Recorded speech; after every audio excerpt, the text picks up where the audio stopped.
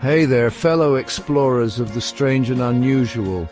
Vung here, your host for this journey into the heart of a forgotten city. We're talking crumbling concrete, rusted-out cars and buildings frozen in time. It's the kind of place that whispers stories of what once was, and trust me, some of these stories are downright creepy. Welcome to our journey through an abandoned city where we'll uncover some truly unbelievable finds. From eerie silence to the smell of death, brace yourself for a spine-chilling adventure. Who were the people who called this place home? What made them leave? And what secrets still linger within these decaying walls? Let's grab our flashlights and find out. All right, guys, buckle up. We're starting our exploration in a place that gives even me the creeps, the old city morgue. You can practically feel the weight of death hanging in the air here. The smell hit us first. Mix of stale disinfectant and something else. It's clinging to the walls, seeping from the cracked tile floor. Look at this place. Gurneys rusted and gathering dust, drawers hanging open like hollow eyes. You can practically picture the bodies that were once laid out here, cold and still. Imagine the stories these walls could tell, the lives lost, the families torn apart. And check this out. We found an old logbook, dates and names scrawled across the pages. John Doe, Jane Doe, the unknown souls who passed through these doors. It's eerie seeing their names written down, a chilling reminder that they were once living, breathing people just like us. Hold on a second. Did you hear that? It sounded like a sigh, a whisper coming from the back of the room.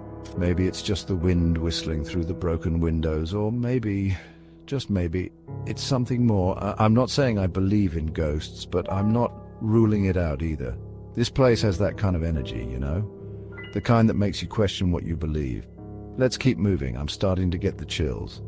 All right, I think we've seen enough of this place. It's time to move on to somewhere slightly less deathy. Stay tuned, though, because our journey through this abandoned city is just getting started. Next stop on our creepy adventure, an abandoned elementary school. This place should be filled with the sounds of children laughing and playing, but instead there's an unsettling silence that hangs heavy in the air. The first thing you notice is the smell. Stale chalk dust, old books, and that faint, lingering scent of peanut butter and jelly sandwiches. The classrooms are frozen in time. Desks are overturned, papers scattered across the floor. There's a sense of chaos, as if the students and teachers vanished in the middle of the day. What happened here? What made everyone leave in such a hurry? And then you see them, the children's drawings still clinging to the walls. Crayon masterpieces depicting smiling suns, stick figure families and houses with smoke curling from their chimneys. But look closer. Some of the drawings are different. Disturbing images of monstrous figures with glowing eyes, houses engulfed in flames, and children with terrified expressions on their faces. We found a dusty old piano in the music room. The keys are yellowed and out of tune, but as I press a key, a faint, discordant melody fills the air. There's a feeling of being watched here, of unseen eyes following your every move. You can almost hear the whispers of children's voices echoing through the empty hallways, their laughter turning into something sinister. In the schoolyard, the swings sway gently in the breeze, as if pushed by invisible hands. The merry-go-round creaks slowly, a mournful sound that seems to carry on the wind. We found a child's shoe lying abandoned in the hallway, a tiny, worn-out sneaker with one lace untied. As we leave the school, the sun is beginning to set, casting long shadows across the playground. The laughter and whispers seem to follow us, a haunting reminder that some places never truly let go of the past. Chapter 3. The hospital where life and death once collided. Okay, folks, I'm not gonna lie. Hospitals at the best of times give me the heebie-jeebies. Add in the whole abandoned element, and we're talking nightmare fuel. This place takes the cake. The air is thick with the smell of disinfectant and decay, a potent cocktail that makes me want to hold my breath. The first thing that hits you is the silence. It's an unsettling silence, broken only by the drip, drip, drip of water from a leaky pipe somewhere in the distance. It's like this place is holding its breath, waiting for something to happen. We're walking down a hallway lined with rooms that were once filled with hope and despair. Now they're just empty shells, stripped bare of beds, medical equipment, and the human touch. Check it out, we found an old operating room. The surgical lights are still hanging from the ceiling, casting eerie shadows across the rusted instruments scattered on the table. I can almost hear the frantic beeping of machines, the hurried footsteps of doctors and nurses fighting to save a life. We found a patient's chart lying open on the floor. The name is illegible, but the date of death is clearly visible. Dude, did you see that? I swear I saw a shadow move across the hallway, just a flicker of movement out of the corner of my eye. This place is a maze of hallways and rooms, each one more unsettling than the last. We found a nursery with a few rusty cribs still lined up against the wall. We're making our way to the morgue now, and let me tell you, the smell alone is enough to turn your stomach. This is it, guys, the hospital morgue. The drawers are all open, empty and waiting. Let's get out of here. Time to find somewhere a little less intense. Chapter 4. The Amusement Park, where laughter turned to silence.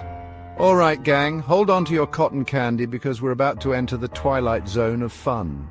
An abandoned amusement park. This place should be teeming with the sounds of laughter and screams of delight. Instead, it's eerily silent, except for the creaking of rusted Ferris wheels and the wind whistling through the empty ticket booths. The first thing you notice is the Ferris wheel. It stands tall against the skyline, a skeletal reminder of the joy it once brought. The gondolas sway gently in the breeze like empty swings on a playground. We're walking down Main Street past boarded-up carnival games and silent cotton candy machines. The air, once thick with the smell of popcorn and hot dogs, now carries the scent of decay and something faintly metallic. Check this out. We found a booth where you could win a giant stuffed animal. The prizes are still there, covered in dust and cobwebs, their once bright colors faded by the sun. The roller coaster looms ahead of us, a twisted metal behemoth frozen in perpetual ascent. The cars are still on the tracks, filled with phantom screams and the ghosts of laughter past. We found an abandoned booth with a photo booth tucked away in the corner. The photos scattered on the floor show smiling families and giddy couples frozen in time.